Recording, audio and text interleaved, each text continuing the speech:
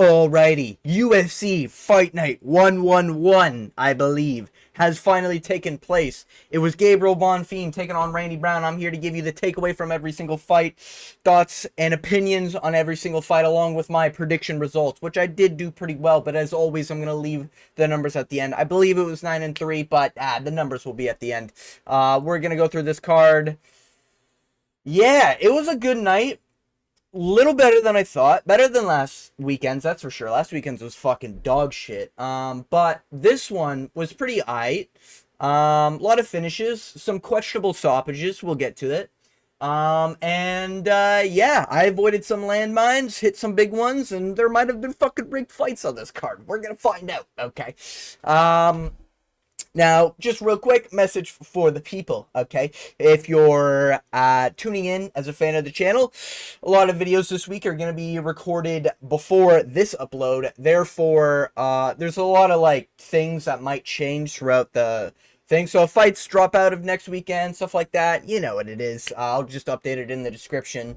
Yeah, very busy week for me, so I'm going to be doing a lot of stuff. Got a lot of videos in the backlog waiting to be uploaded. But with that being said, let's get into the breakdown here. All right, and we got Zach Reese took on Jackson McVeigh, and this was one of those short notice last minute replacements. I took Zach Reese.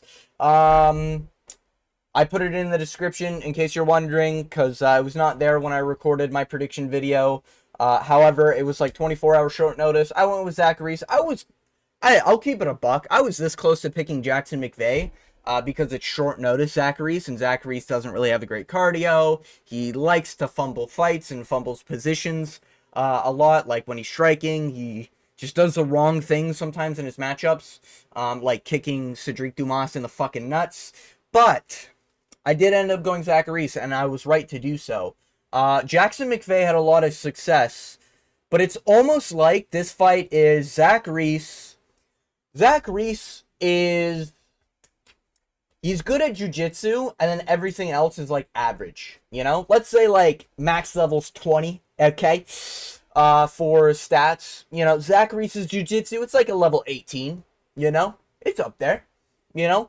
But everything else, like his HP, his cardio, his kicks, his striking at distance, they're like a 10, you know? They're maybe a 7, you know? They're not really that high up. But with Jackson McVeigh, it's almost a different effect where Jackson's stats are all in the clinch. Like, his clinch is like level 19, 18, right? In the clinch, he was doing really well in round 1. He was landing those elbows, landing those knees to the body. Zach Reese even went down to a knee to the body. But Jackson McVeigh just fumbled the finish. Zach Reese was able to scramble back up to his feet. And yeah, Zach Reese is a big dude. Jackson McVeigh is a big dude. Jackson McVeigh, I would have picked him to beat Cedric Dumas, which was the original fight. I think it was Cedric Dumas, wasn't it?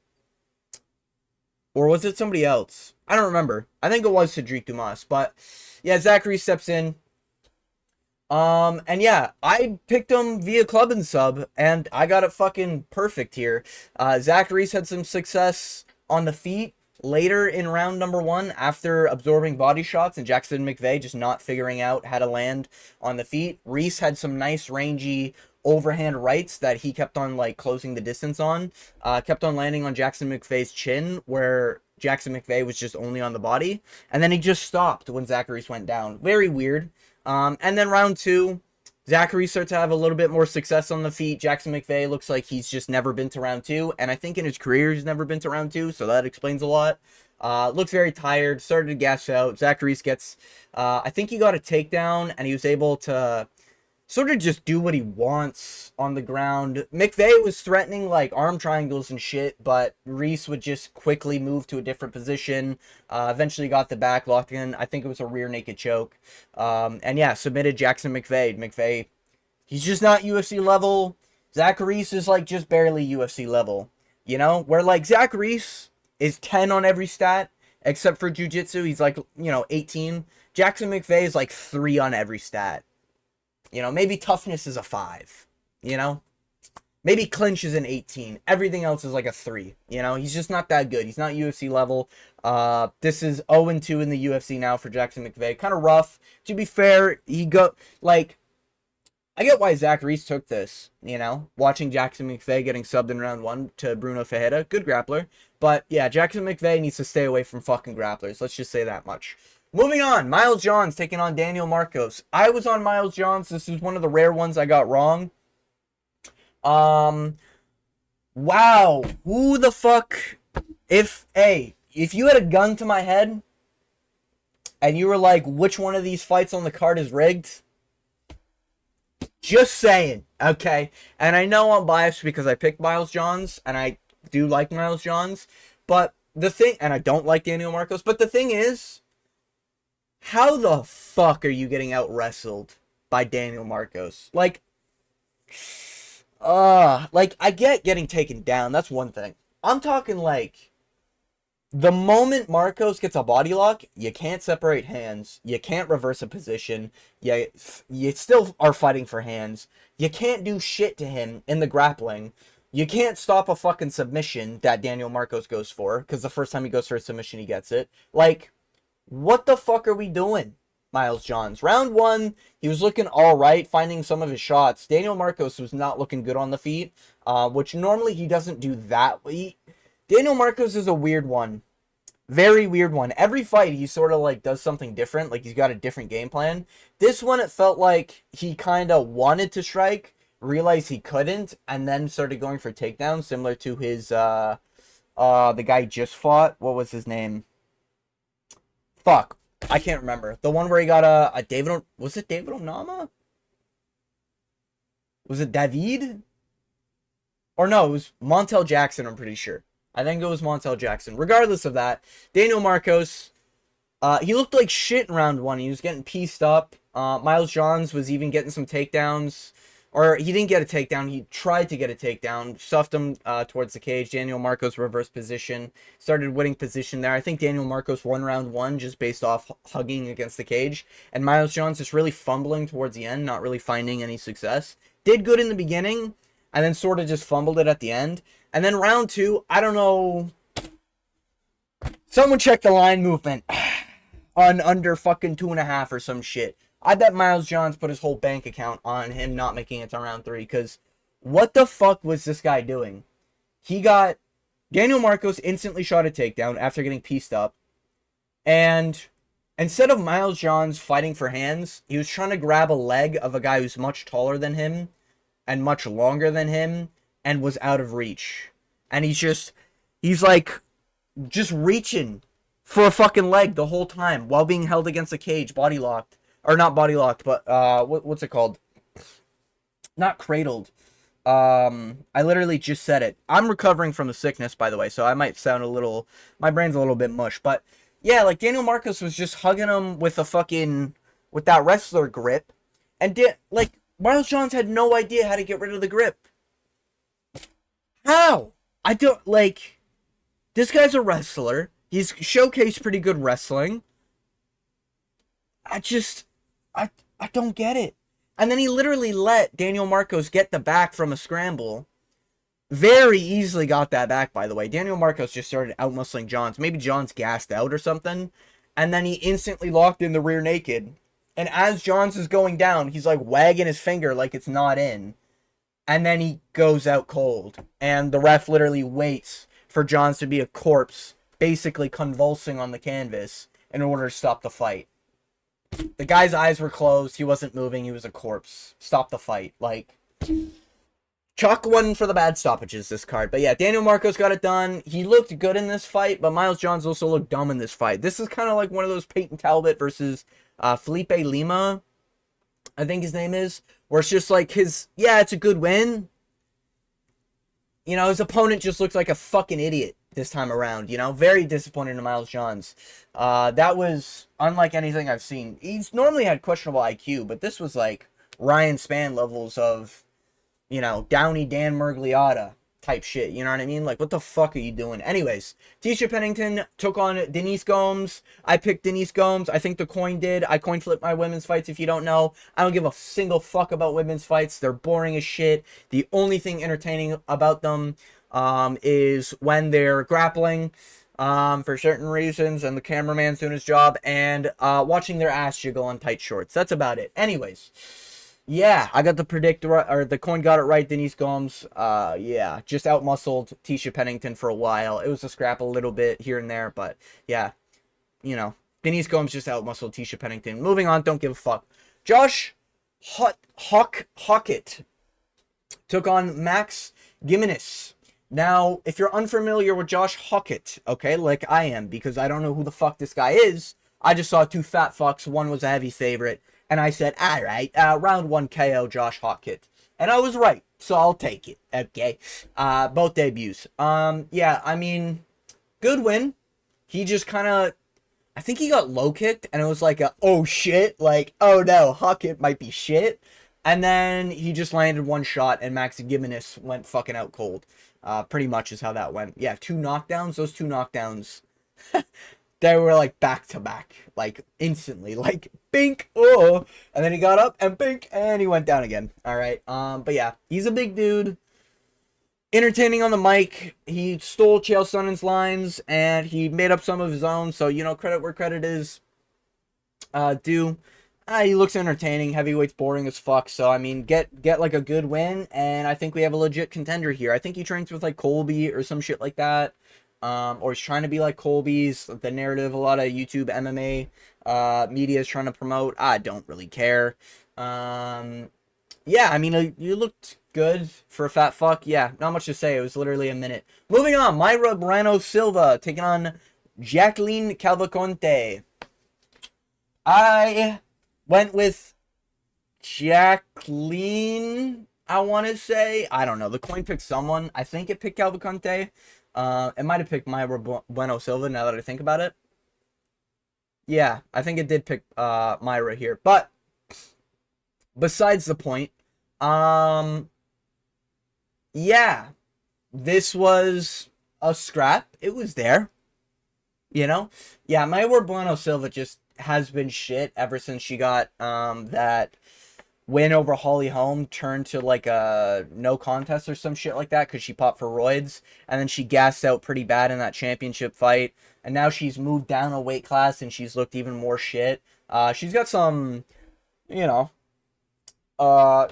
she's got some nice assets. Okay, she's got some,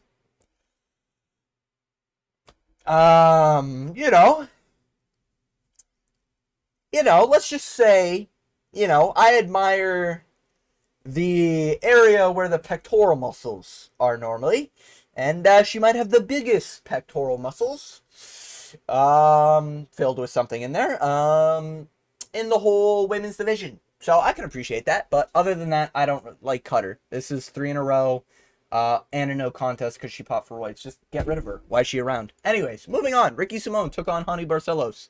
I picked Honey Barcelos. This hit like crack when I got that decision. Okay, I was watching We Want Picks. I was watching Jacob We Want Picks, full transparency, because commentary is fucking annoying. So obviously I'm watching YouTube MMA YouTubers. You know how it goes. I like enjoying my weekend and not listening to fucking Daniel Cormier, Paul Felder, Michael Bisping, or Joe Rogan just yap. So I listen to MMA YouTubers during most of these events. And I was watching Jacob, and Jacob was saying like how he could see it giving to Ricky Simone, and all this. And I'll be honest, maybe I'm biased because I picked Honey Barcelos. I thought this was very clear Honey Barcelos, 2-1. And I think you could even say the first round was also Honey Barcelos. That's like the round in question. Round 1, this was the scary round as a Honey Barcelos picker. Why is my camera not focusing? That's weird. Very weird. Very weird. Very weird. There we go.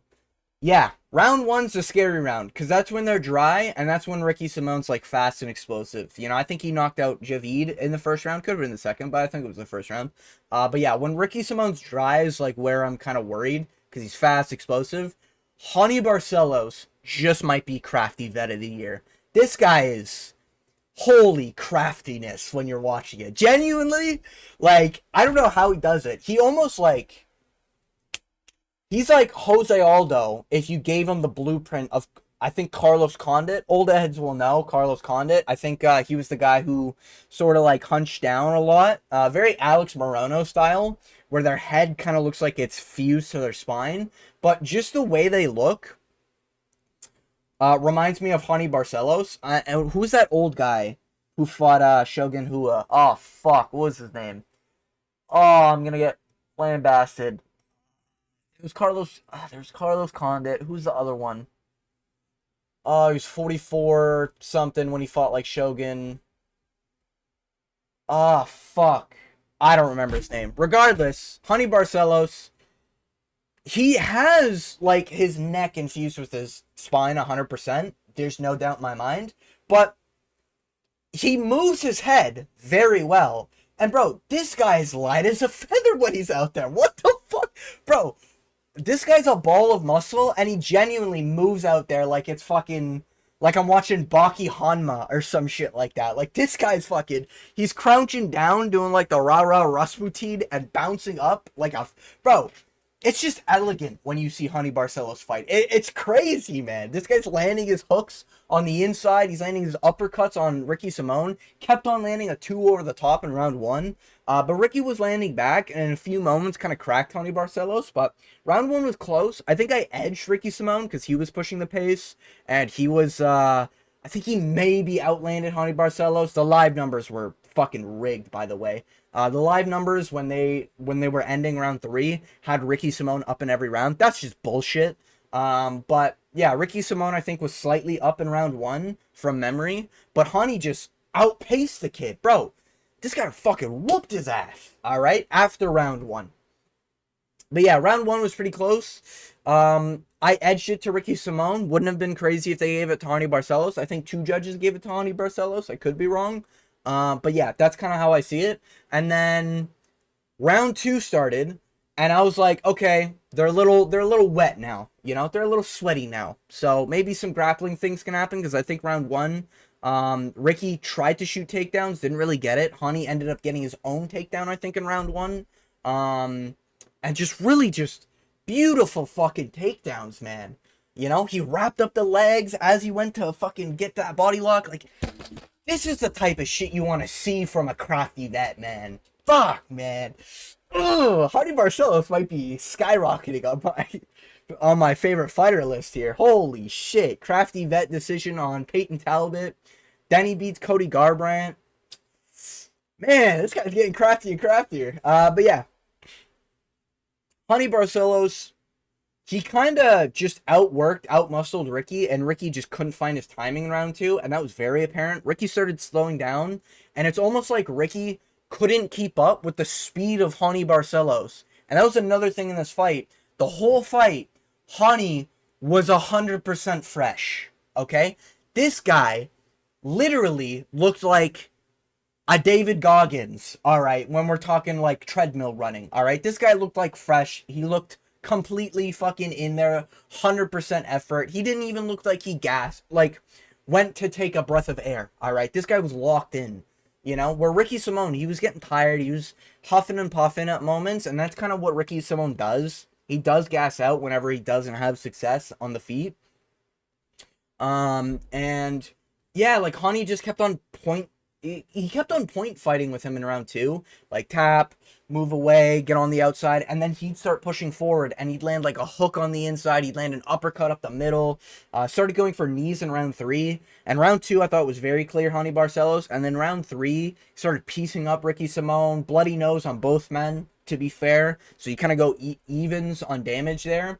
But when you look at like the strikes landed, Honey was just like so accurate, like almost everything Honey threw landed flush, or it was like just barely missed. It felt like Honey didn't miss shit. That's kind of wild. That Jesus. Anyways, but yeah, it just felt like Honey Barcelos was just him. You know, he was just him that night. You know, you love to see it from the crafty vets. Great win from Honey Barcelos. Holy shit, I've been yapping for 20 minutes. Oh my god, I need to...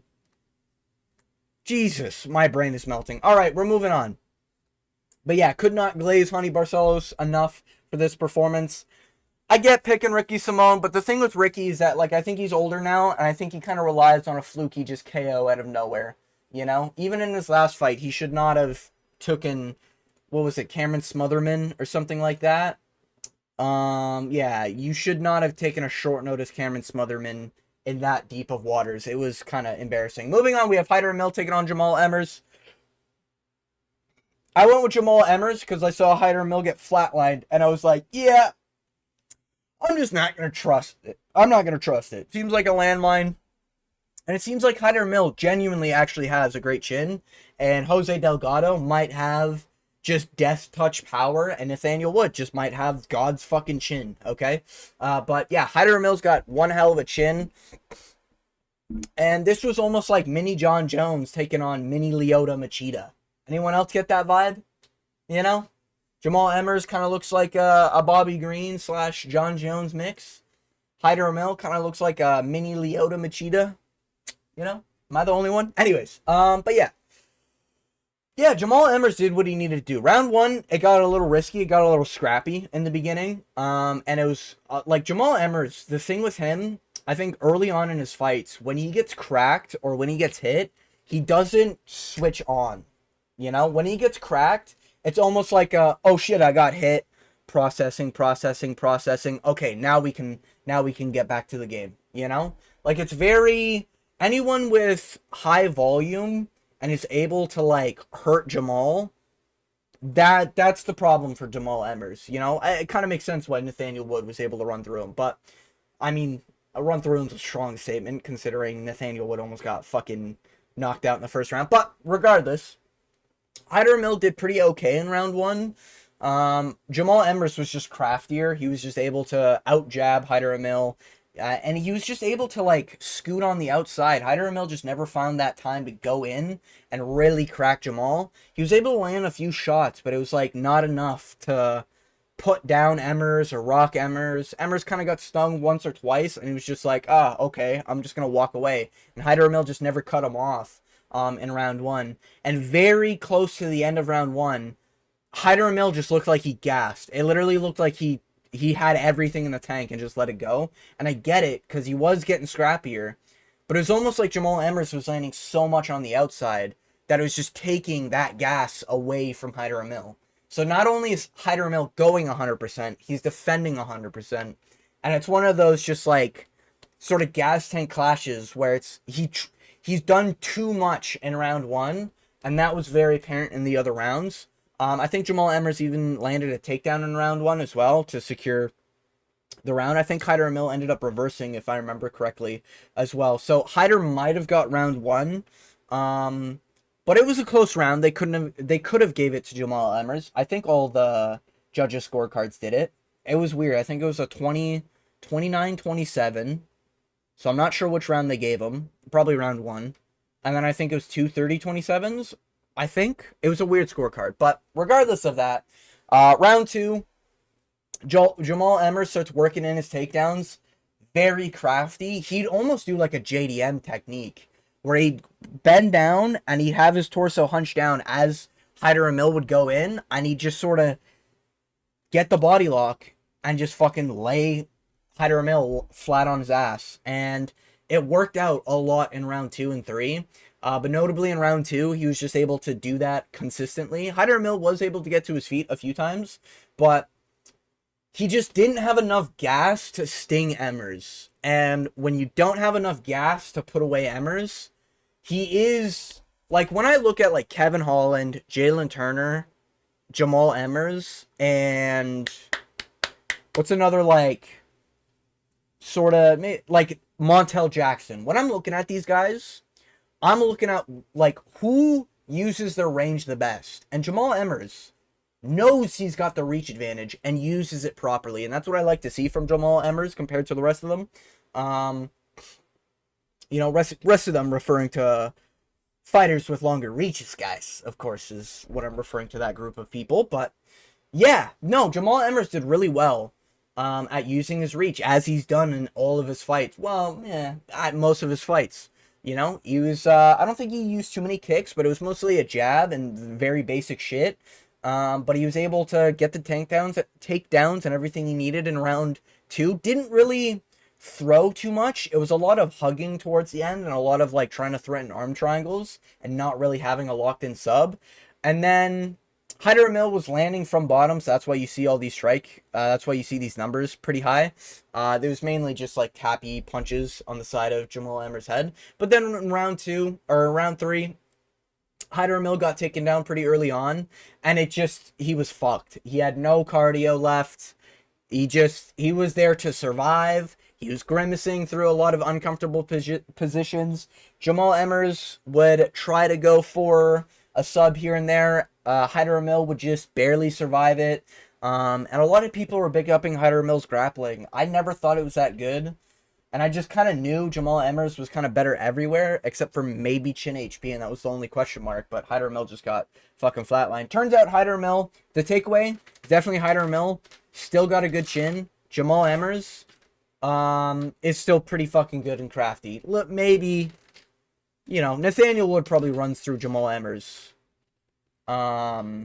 Yeah. Yeah, like, dudes like that, you know. Jose Delgado would probably...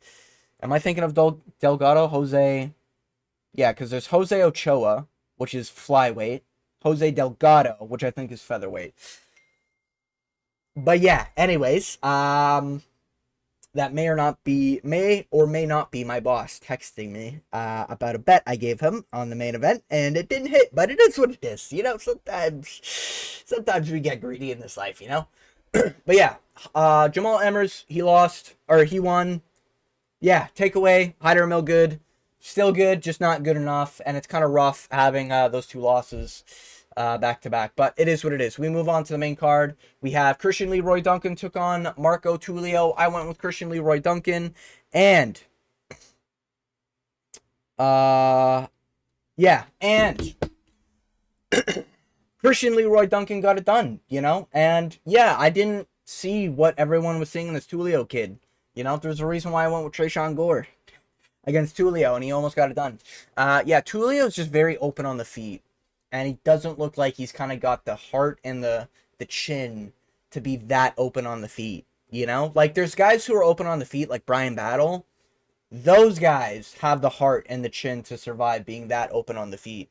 Marco Tulio's not that guy. And Christian Leroy Duncan's always been good. He's kind of only fumbled towards Gregory Rodriguez, a guy who not too long ago flatlined Jack Hermanson, one of the great chins, okay, of the sport, and fucking went to a crafty vet.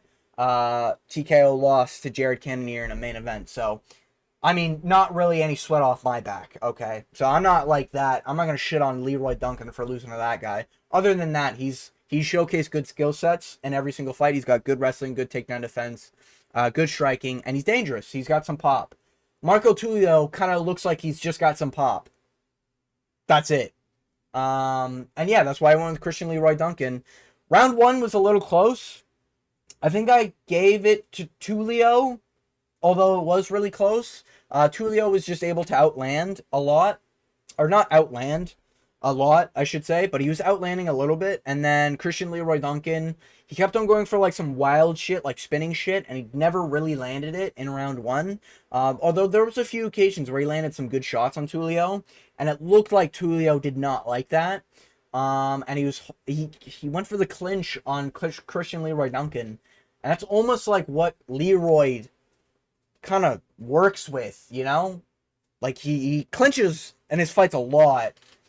And he ended up getting his own clinch on Tulio at one point. And that's kind of where the tide shift for me was very apparent. And then in round two, Christian Leroy Duncan just started landing on a gassed out Tulio. Tulio looked very tired. Tulio looked very open on the feet. Very uncomfortable. Christian Leroy Duncan was able to stuff, I think, an early takedown from Tulio. Or I think he got taken down, got back to his feet. And then he just started going for wild shit. And it looked like Tulio was almost like, oh shit, like what the fuck? What is he going to do? Surely he's not going to do spinning elbow a third time in a row. And he goes for a spinning back fist. And he ends up landing clean. And then I think it was a right hand just down the pipe that put down Tulio. And Tulio was out cold. Yeah, I think we're going to see some chin problems from Tulio in his career. But yeah, hey, crafty pick from me. Christian Leroy Duncan gets it done. I did very well there. The main card I did pretty okay. Yeah, I did all right. But yeah, moving on. We have Christian Leroy Duncan's good. Give him a ranked fucking opponent, please. He's on what, like a 4-fight win streak. Tulio, back down to the B leagues. Go fight like a Zach Reese, a Jackson McVeigh, or somebody. Like, nobody cares. Anyways, I mean, people should care, I guess. You know, Tulio's not bad. It's just, I thought he was a little overrated. People talked about Tulio in the build-up like he's this killer or whatever. I didn't see it. Turns out, hey, nice being on the right side of history, baby. Anyways, Chris Padilla, Taco Padilla, taking on Ismael Bonfim. I went with Chris Padilla, and I went with round 3. I said in the breakdown, I got this. I'm so good at this shit. Can I just say that? Oh my god, man. Sometimes it just hits like crack when you're right on predictions, man. This is why I do this shit. That's why we predict. Anyways. That's why we watch UFC. Anyways, yeah, I went with Chris Padilla. And I said late round 2, early round 3 sub.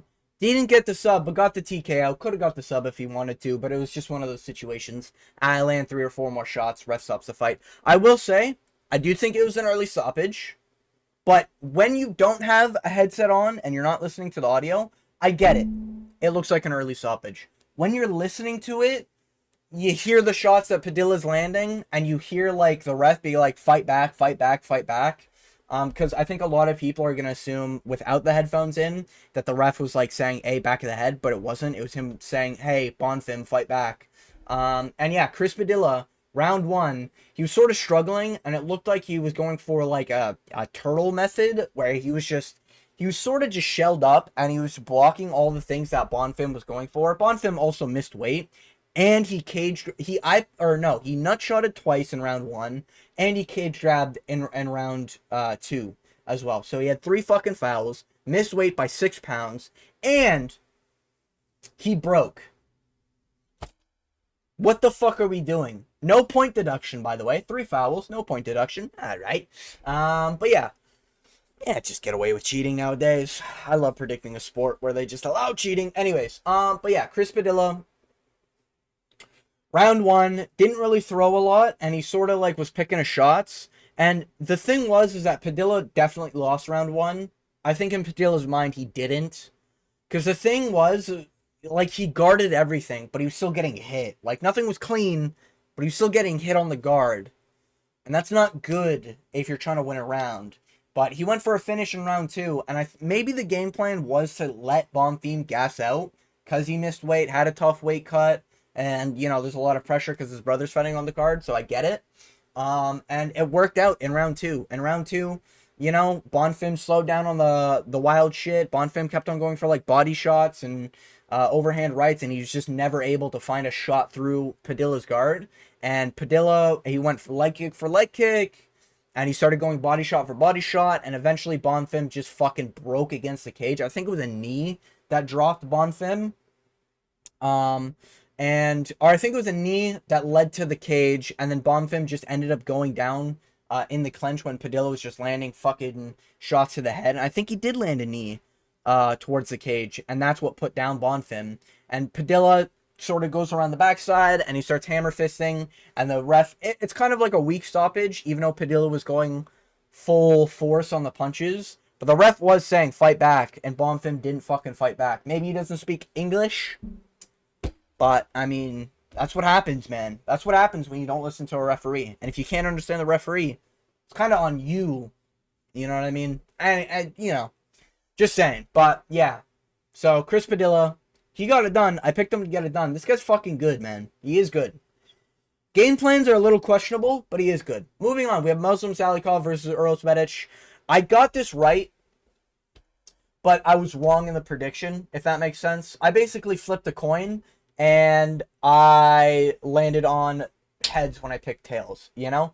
But at the end of the day, this fight was just going to be a coin flip. And I said it was either going to be a style mismatch on one side or the other.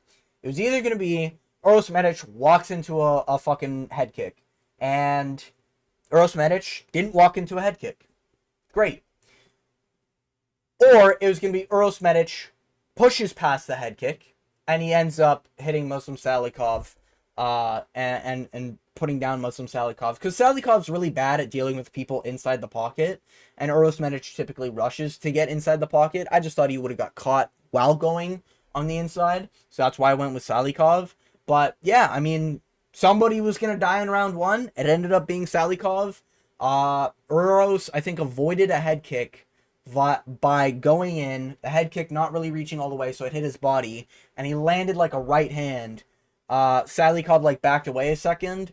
Uros, I think, landed a fucking head kick, and then he went in with another right hand down the pipe, and it just put down Salikov. And Salikov looked out of it, and he looked like he was about to get to his feet, and then Medic just fucking landed a hammer fist, and he shelled up. And I get it. He's 41 years old. And you have Uros Medic. And Uros hits fucking hard. He goes in there for a killing, you know? But that's how he fights, you know? I like Uros Medic. I'm not, like, pissed at Uros Medic. I'm not pissed at Salikov to going down to it, you know? I like both of these dudes. You know, Salikov's so wicked. Give him a guy who's not going to close the distance that fast, you know? But with Uros Medic, he's always going to be a 50-50. Because he's going to run in there, probably get dropped. He's going to run in there and drop his opponent. You know, it's one or the other. He's going to go in there and kill or go in there and die. You know what you get with Uros Medic. You kind of respect it. But, yeah, great win for Uros. It's still a quality win, despite it being a 50-50 fight. And it being a 41-year-old that he knocked out. Still a good win. But, yeah, Uros got it done. Good for Uros. There's something else I wanted to mention, but I forgot. So we're going to move on to the next fight. Yeah, Matt Chanel took on Josef Morales. I had no idea who the fuck Morales was. Apparently I watched his fight 2 months ago against Idris, whatever the fuck. Don't remember it at all. And I went with Josef because I went against Matt Chanel. I made that very clear. Matt Chanel just looks like a tutorial boss, and it just looks like you have to beat a tutorial, and you beat Matt Chanel. That's it. That's it. That's all you got to do. You know, he's the asylum demon. He's got big weapon. He about to swing. You move out way. You know? With Matt Chanel, it's, you know, his head's going to be in one place every time he does a jab. And when he does a cross, it's going to be in the other place. You know? It's like the game has a pop-up message saying, throw the right hand after he jabs. You know? That's kind of how I see Matt Chanel. But yeah, Matt Chanel got pieced up by Josef Morales. Morales ended up, I don't think it was a knockdown. I think he got a takedown on Matt Chanel, and he ended up getting a reverse crucifix. Take notes, Hamzat Chimaev, from Josef Morales here. And yeah, Josef Morales was very active on the ground, very crafty on the ground, and ended up reversing the, he scrambled the reverse crucifix into a guillotine and choked out Matt Chanel via the guillotine. And yeah, Matt Chanel just sucks. I mean, he can get submitted, he can get chinned, and he can lose decisions. This is like Matt Chanel's a bum. But I didn't know Josef Morales fought fucking Figgy on the come up. So this Josef Morales kid could be interesting. You know, I reckon Kai Kara France is next or something like that. You know, something fun. Fun striker or something. But yeah, Josef Morales looked good. I think he trains with like Royval or something. And, you know, hit him with that little, you know, hit him with that 6-7. He literally did 6-7 as his fucking celebration. What the fuck are we doing, man? But yeah, Josef Morales got it done. Shout out the boy. Then we move on to a disappointing main event. Gabriel Bonfim took on Randy Brown. I picked Randy Brown. I was very confident in Randy Brown. Yeah. Wow, those striking numbers were actually very close. That's a lot closer than I thought it was. That makes sense, though. Bonfim did good in round one. Landed all the low kicks. He landed like 19, 20 low kicks, something like that.